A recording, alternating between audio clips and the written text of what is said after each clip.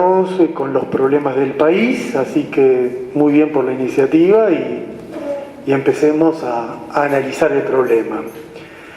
10 años de política económica ha sido justamente el debate de los últimos meses. Se discute mucho si tuvimos una década ganada o si tuvimos una década desaprovechada. A mí me parece que el problema es más bien social. ¿Quién ganó y quién perdió en la década? Y aquí yo diferenciaría a 3 sectores. Para los grupos concentrados fue una década muy favorable, con beneficios récords, especialmente las multinacionales que giraron al exterior más utilidades que en toda la década previa, o los grandes propietarios de tierra que valorizaron como nunca sus activos, o el sector financiero que tuvo balances muy florecientes, y esto para los grupos asociados al gobierno o enemistados con el gobierno. Un segundo segmento, los asalariados formales y el grueso de la clase media, para ellos yo creo que la década fue una década de recuperación de los niveles previos al colapso del 2001. En general, el salario formal acompañó a la inflación, aunque corriendo siempre un poquitito por atrás, y muchos jubilados recuperaron ingresos con la ley de movilidad. Muchos jubilados se morirán sin cobrar lo adeudado por los 500.000 juicios que hay en el ANSES. Es decir, para este segundo segmento, quizás uno podría decir fue una década empatada. Y hay un tercer sector de la población más sumergida que soportó otra década de continuados sufrimientos. Estoy hablando de los trabajadores en negro, del 30-35% de la población no registrada. No olvidemos que el ingreso universal solo alivia una situación de pobreza estructural con brechas sociales que continuaron ampliándose durante la década. Si por ejemplo miramos la desigualdad que impera en la educación o en la salud. Ahora, otra forma de evaluar la década es dividirla por periodos. Y aquí yo distinguiría el 2003 al 2007, donde tuvimos alto crecimiento, baja inflación, creación de empleo, tanto por el viento de cola internacional como por la recuperación de la rentabilidad. Después vino el 2008-2010, ahí ya tuvimos menor crecimiento, ahí ya empezó la inflación y poca generación de empleo. Y después, desde el 2010 hasta ahora, tenemos alta inflación, bajo crecimiento y nula creación de empleo. Es decir, hay 3 momentos muy distintos del escenario económico durante la década. Ahora, por supuesto, lo más importante es la evaluación, el balance. Y aquí yo creo que hay 3 posturas, ¿no? Hay una postura neoliberal que dice que fue una década de mucho intervencionismo y que la Argentina perdió una gran oportunidad en comparación a nuestros vecinos. Y a mí me parece que los neoliberales antes en los 90 hacían otra comparación. Ahí ellos comparaban con España, con Italia. Ahora que Europa está en crisis ya se olvidaron de esas comparaciones y comparan con Perú o con Chile, cuando están haciendo un contraste con modelos económicos que se caracterizan por una afluencia de capital de corto plazo y mayor primarización. Creo que es muy poco lo que la Argentina podría envidiar a países que tienen ese tipo de modelo económico. Hay otro balance que es en general el balance que hace el oficialismo, el gobierno, donde en general hay una oscilación, ¿no? Por momentos hay una mirada muy favorable, casi yo diría una mirada de imaginario del INDEC, donde todo está maravilloso, y hay una mirada un poquito más seria que es muy pragmática, que es una mirada en general carente de explicaciones. Antes era maravilloso lo que hacía Repsol, después fue correcto nacionalizarla. Antes estaba bien el ingreso y la salida de dólares, ahora está bien el control. Antes había que ponerle un traje a raya a los evasores, ahora está bien el blanqueo. Es decir, en las miradas oficialistas hay poca evaluación de los giros que ha caracterizado la política económica durante estos 10 años. Y hay una tercera mirada, que es la que yo comparto, que es una mirada de oposición desde la izquierda, donde en general lo que vemos es que en los periodos prósperos del modelo se apuntaló mucho a los grupos más concentrados, más dominantes, y en los momentos de declive del modelo se ha intervenido desde el Estado, pero con instrumentos equivocados, en forma tardía, y en general para tratar de enmendar problemas estructurales de desequilibrio de un modelo que no modificó los pilares de una economía muy dependiente de la agroexportación, una economía con gran desigualdad social y una economía con frágil industrialización. Es decir, hemos tenido 10 años con muchos cambios, pero donde lo esencial de los problemas económicos argentinos no ha sido alterado. Y por esta razón, porque los problemas históricos que arrastramos no han sido modificados, es que ahora en el año 2013, estamos enfrentando o comenzando a enfrentar una coyuntura, yo diría, muy complicada. No un escenario explosivo, no es un escenario explosivo, pero sí es un escenario, diría, de gran vulnerabilidad. Yo no creo que se avecine un Rodrigazo, una repetición de la hiperinflación del 89 o un colapso como vimos en el 2001. Si uno ve, el PBI siguió creciendo un 3% este año, acompañó los niveles de crecimiento de la región, hubo buena cosecha, venta de autos a Brasil, un consumo que se mantuvo activo, incentivado por la emisión, pero lo estructural, la inversión sigue cayendo y lo estructural, la creación de empleo, es nula. Y cuando se crea poco empleo, hay poca inversión y sobre todo empieza a decrecer el superávit comercial, la economía argentina ingresa en un escenario de problemas. Yo diría, hay problemas, complicaciones, donde hay tres que me parece que son las más evidentes, las más visibles, las que todos percibimos de forma más o menos nítida. La primera, sin lugar a dudas, es la inflación. Estamos con una tasa de inflación de arriba del 20%, pero ya muchos años con inflación arriba del 20%. Al principio, hace 5 o 6 años, esta inflación me parece que era el resultado de un divorcio entre la inversión y la demanda. Se recompuso la demanda, se recompuso el consumo con el crecimiento económico y la inversión no acompañó esa recomposición, se armó una brecha entre lo que se demanda y lo que se oferta y empezó la inflación. Una inflación estructural, que también estuvo agravada porque la Argentina es una economía altamente oligopolizada y cuando hay pocos oligopolios hay posibilidad de manipular los precios. Ahora, estos dos determinantes fuertes de la inflación, estructurales, se han agravado mucho en los últimos 2 años con la altísima tasa de emisión monetaria que ha introducido el gobierno. Entonces uno tiene poca inversión, tiene oligopolios, pero si eso le suma un alto nivel de emisión, bueno, se estabiliza una alta tasa de inflación, que es la que estamos registrando y que es, sin lugar a dudas, el problema central de la economía argentina. Con esta tasa de inflación comienza algo que ya hemos vivido muchas veces, que es el deterioro del tipo de cambio.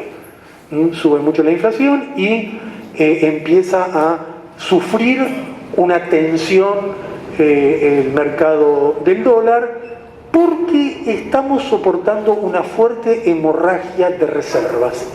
Las reservas que hay en el Banco Central para respaldar la emisión monetaria, para sostener la vida económica, están cayendo a un ritmo, yo diría a esta altura, bastante preocupante, porque la Argentina necesita muchos dólares por muchos agujeros que está enfrentando.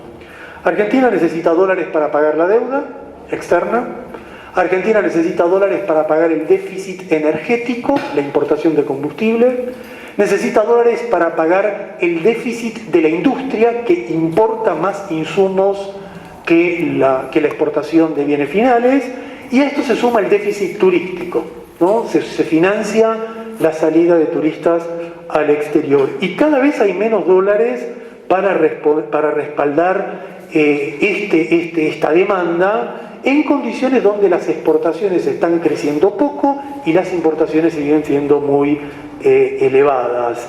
Y además, en el último año han fracasado todas las medidas del gobierno para traer dólares por cualquier medio. Por ejemplo, la última, que tiene formas bastante escandalosas, fue el blanqueo. Cualquiera que tenga dólares negros, un narcotráfico quizás incluido, que venga. No se le va a mirar. Bueno, no han venido ni siquiera esos dólares. Y los controles que introdujo el gobierno, porque hay un problema con esta balanza de divisas, han sido evidentemente ineficientes, han sido evidentemente insuficientes para sostener el ingreso de dólares.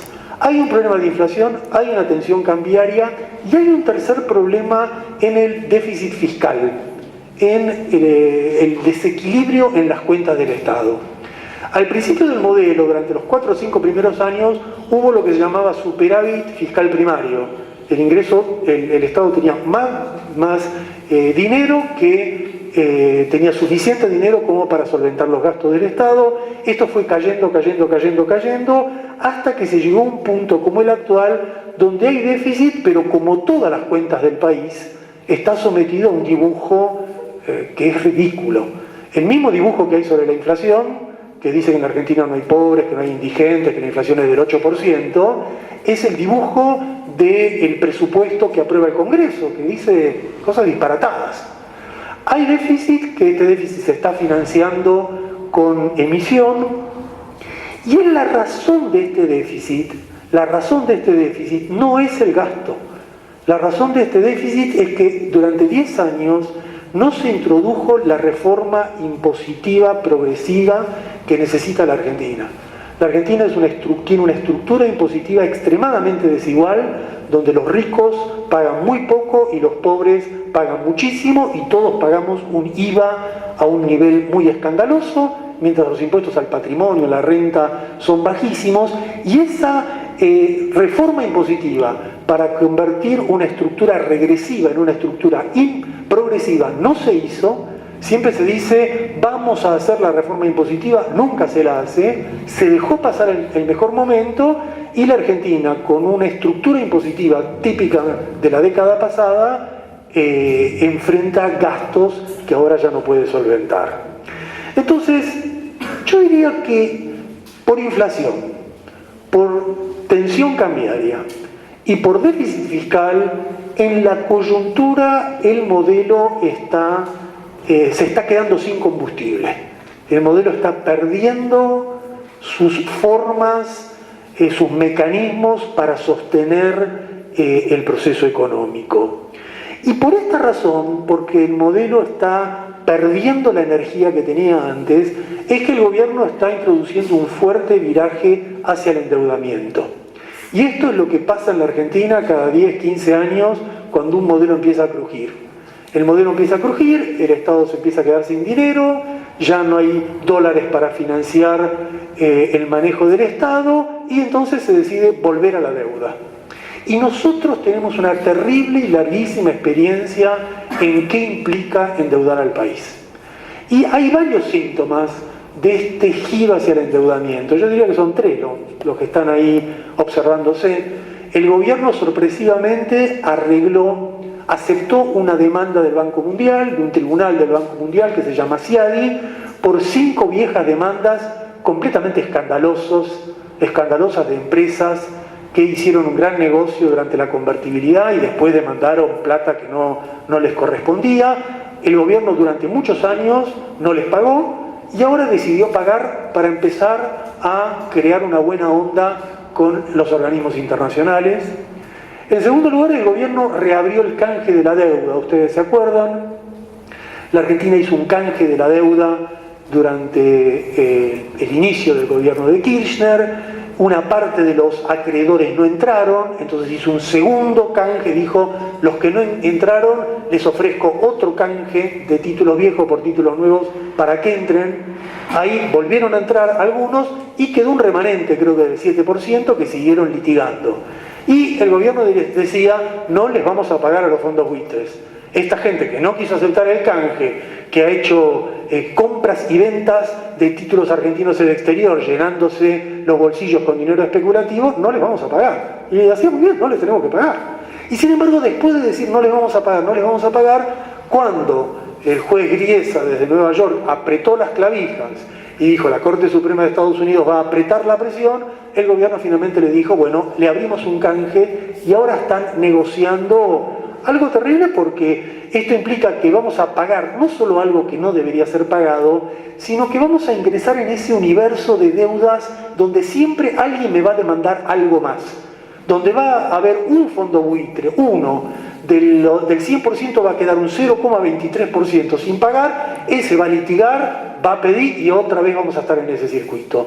En realidad lo que el gobierno no hizo, y no lo hizo en el momento del canje, y no lo hizo después del canje, es lo que siempre se debería haber hecho, que es salir de la jurisdicción de Nueva York y litigar las cuestiones internacionales dentro de nuestra propia jurisdicción, que son los tribunales de la Argentina. Entonces, se ha aceptado una demanda del Banco Mundial, se ha aceptado abrir un canje que no correspondía, bueno, y algo que puede ser anecdótico o no, yo diría que no es anecdótico, se está elaborando un nuevo índice de precios con el FMI. Toda esta vergüenza que tenemos con el INDEC, que es vergonzoso, esto lo que han hecho con las estadísticas oficiales, ahora lo queremos mejorar con una asesoría del FMI, cuando la Argentina tiene los mejores técnicos en materia de estadísticos. No tenemos que recurrir al FMI, lo que tenemos que terminar es con este dibujo completamente inadmisible de las estadísticas nacionales. Entonces, hay un guiño del gobierno de volver a la deuda, y hay un guiño no solo con los organismos internacionales, también con los grupos económicos locales.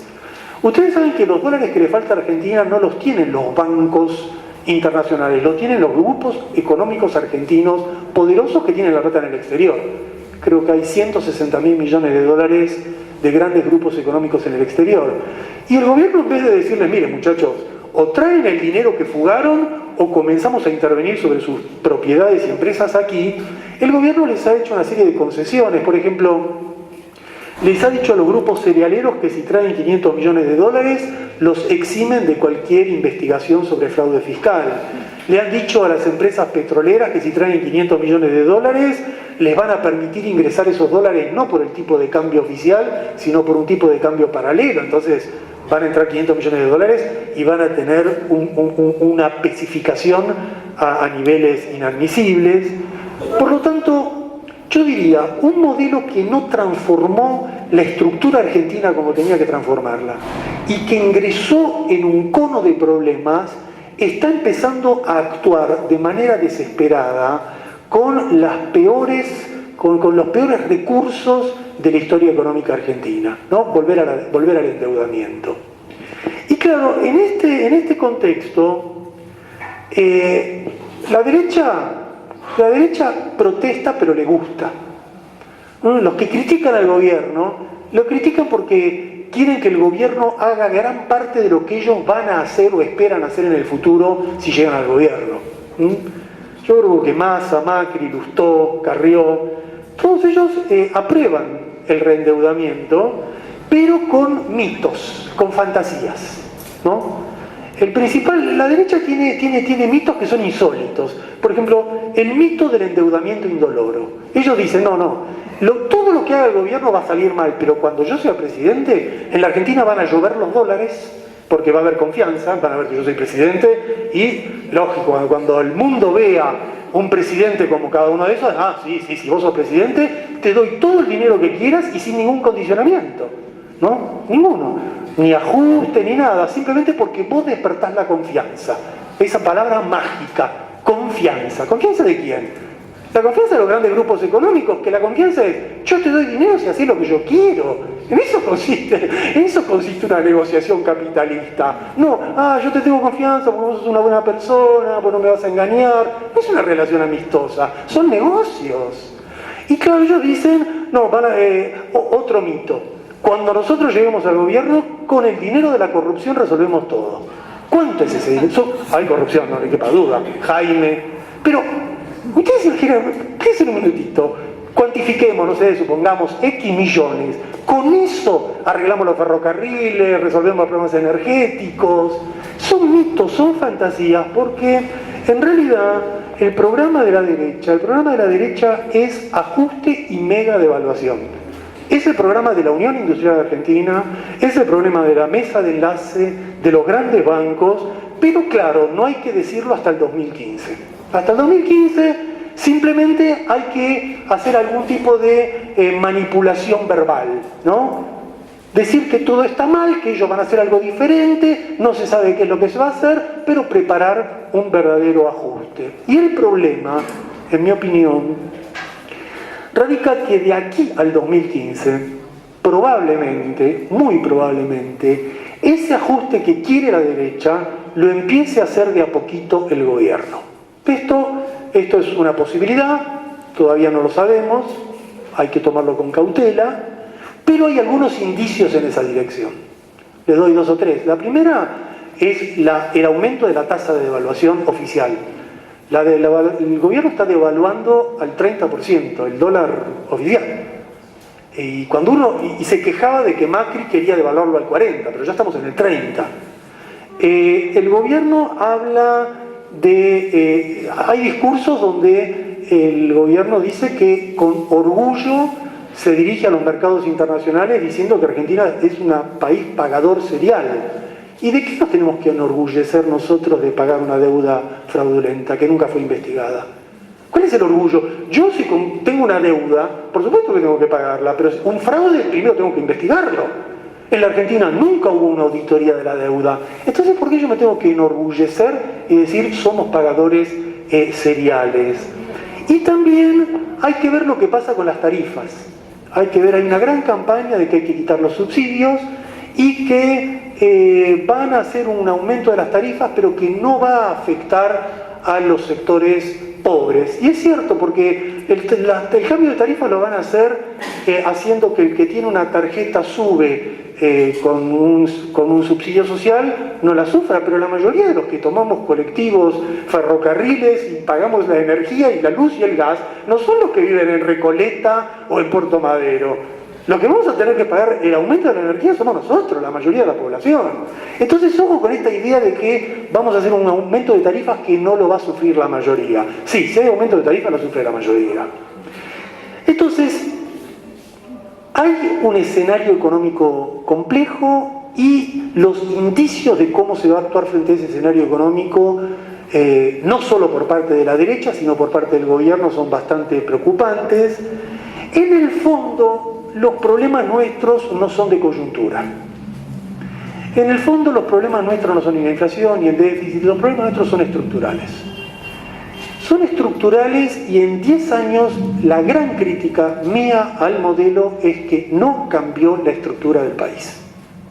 Más aún, en muchos aspectos agravó los problemas históricos del país. Agravó uno de manera muy, muy seria, que es el déficit energético. Argentina siempre fue un país que se más o menos autoabasteció, estaba ahí más o menos. Nunca fuimos un gran país petrolero, tampoco un gran importador de petróleo. Bueno, durante estos últimos 10 años pasó algo terrible, que es que al principio permitimos que se siga exportando petróleo, como si no fuera nada. Después, mientras se depredaban los recursos, se vaciaban las reservas, nadie invertía, Repsol destruía todos nuestros recursos, y un día, cuando el gobierno notó lo que estaba ocurriendo, mejor dicho, ya lo sabía, se hizo una nacionalización de YPF que era un buen comienzo si continuaba. Lamentablemente hemos tenido un buen comienzo que no ha continuado, y más bien hay un giro hacia Chevron, y esto es peligroso. Recuerden que Chevron ha sido condenada en Ecuador por desastres ambientales, y lo que prepara con Vaca Muerta es bastante preocupante. En los últimos 10 años nosotros el anticipo de lo que puede pasar en Vaca Muerta lo vimos en la cordillera con las empresas mineras. Tenemos 64 empresas mineras que están destruyendo el subsuelo de la cordillera, y si en Vaca Muerta, Chevron y otras compañías hacen lo mismo, nos vamos a quedar sin petróleo, sin recursos y sin ningún beneficio para el país. Tenemos un problema energético grave, tenemos un problema gravísimo en el transporte por el desastre de los ferrocarriles. Y nadie puede decir que el desastre de los ferrocarriles es por Menem o porque el país creció mucho. El desastre de los ferrocarriles es una responsabilidad íntegra de este gobierno, que mantuvo el sistema de concesiones que favoreció a Cirigliano, a Arroyo, a costa del erario público. Es cierto que tuvimos una década de crecimiento industrial, de generación de empleo en la industria, y que afortunadamente salimos del desastre del 2001, pero la industria se recompuso sobre los viejos pilares. Es decir, tuvimos una recuperación cíclica de la industria. La misma industria de antes se recuperó. Y entonces, una vez que se alcanzaron los volúmenes tradicionales de producción y empleo, los viejos problemas de una industria muy extranjerizada, muy concentrada, que no transfiere tecnología y que importa muchos más insumos de los que exporta, salió a flote. Y entonces esa fragilidad industrial la tenemos. Y ni que hablar del gran problema de la Argentina, del gran problema de la Argentina, que es la soja. La soja va a ser nuestro cáncer en el futuro. La permanente expansión de la frontera de la soja, a costa de la ganadería, de los cultivos de las provincias y ahora del trigo. Ahora está subiendo el pan. ¿Por qué sube el pan? Porque no hay trigo. ¿Por qué no hay trigo? Porque se cultiva soja. Ese monocultivo que erosiona la tierra, que nos convierte en un país monoproductor, monoexportador, ha sido uno de los problemas más graves que ha padecido nuestra economía en los últimos años. Y entonces, estos problemas estructurales, cuando hay una gran inundación, cuando hay algún gran colapso natural, todo sale a flote. La baja inversión, la falta de energía, los ferrocarriles, la soja. La economía no ha modificado su estructura y ese es nuestro gran problema. Entonces, conclusiones. Yo creo que lo que ha pasado lo podemos evaluar como una década de límites del modelo neodesarrollista. En la Argentina en la última década tuvimos un modelo neodesarrollista distinto al modelo neoliberal, con más intervención del Estado, con otra política económica, con cambios en los equilibrios de los grupos dominantes, pero esta política económica neodesarrollista no modificó la estructura de un país agroexportador sojero. Y claro, en este balance, 10 años con un modelo que cambió la política económica pero no modificó la estructura, ¿qué dicen los neoliberales? Los neoliberales, por supuesto, ponen el grito en el cielo y dicen hubo populismo económico, hubo mucho intervencionismo, el Estado intervino mucho, lo cual es una cosa un poco ridícula, porque el Estado intervino mucho siempre en la Argentina, empezando por los gobiernos neoliberales. Ellos fantasean de que hubo alguna vez un gobierno de los militares que intervenían en la economía, Martínez y Dios intervenían en la economía. Todos, el tema no es si uno interviene, es para qué interviene y favoreciendo a quién interviene. Ese es el problema de la intervención en la economía. Y el gobierno dice que todo anduvo maravilloso salvo la crisis mundial. Ahí hay otro error gravísimo. Esta idea de que el modelo está bien, pero nos tocó un contexto económico internacional adverso, es un error, es una fantasía. Por una razón muy simple. ¿Cuándo colapsó la economía argentina? En el 2001. En el 2001 no había crisis internacional y la Argentina colapsó. Y desde el 2008 tenemos crisis internacional y la economía argentina, como otra de Sudamérica, como exporta bienes primarios y hay demanda de China, la crisis internacional no nos afectó tanto como a Europa o a Estados Unidos o a Japón. Entonces, ni el intervencionismo del Estado fue el problema, ni la crisis mundial es el problema es un modelo que no modificó, yo diría, para hacerlo sencillo y contundente, dos cosas claves. ¿Qué es lo que no cambió que había que cambiar? Yo diría que hay dos cosas. La primera es que la Argentina es un país que tiene una alta renta de agroexportación. Esa es la característica nuestra. Algunos dicen que suerte y otros pensamos que es lo que se llama la maldición de los recursos naturales, que es tener un gran recurso natural, a veces es petróleo, en nuestro caso es la exportación agrícola, y como eso genera una renta muy alta, esa renta tan alta disuade otras actividades.